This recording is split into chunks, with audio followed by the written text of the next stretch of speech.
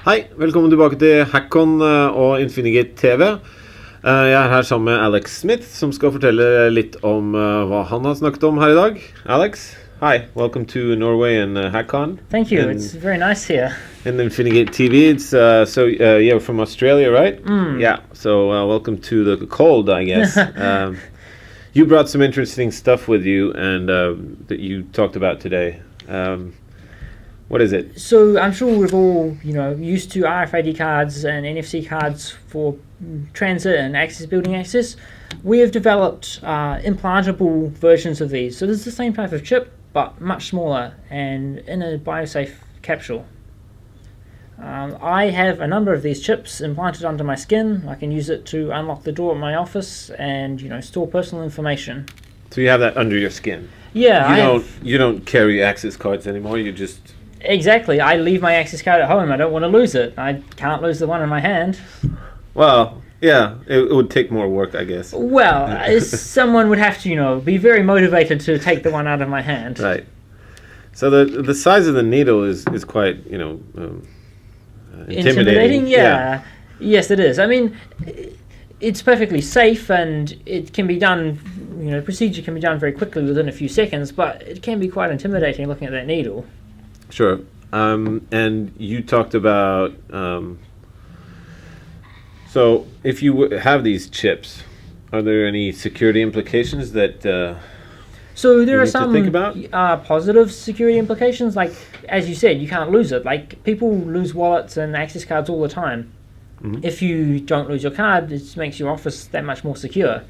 There are some negative aspects as well, like some offices won't allow you to bring in external media, like USB sticks. You can, covertly carry sensitive information on an implant and it won't be detected.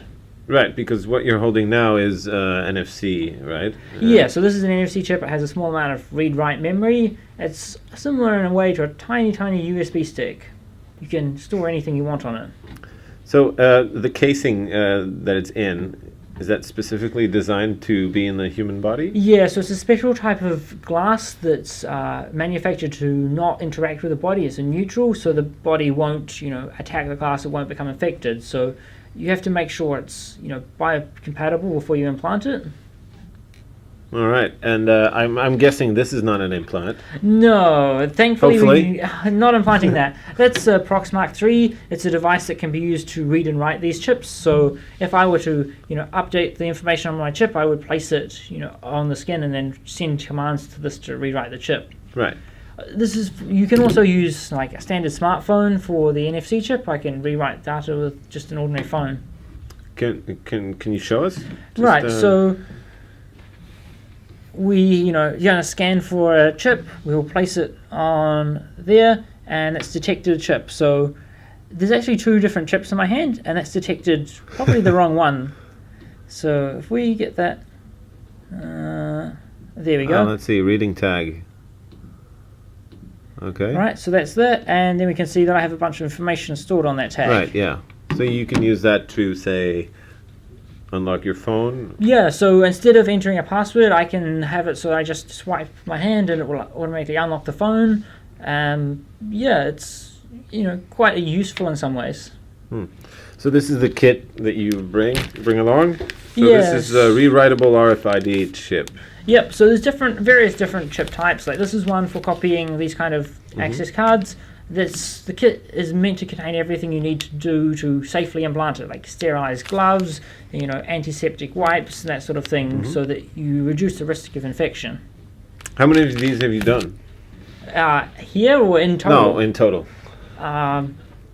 Somewhere close to 100, I would say.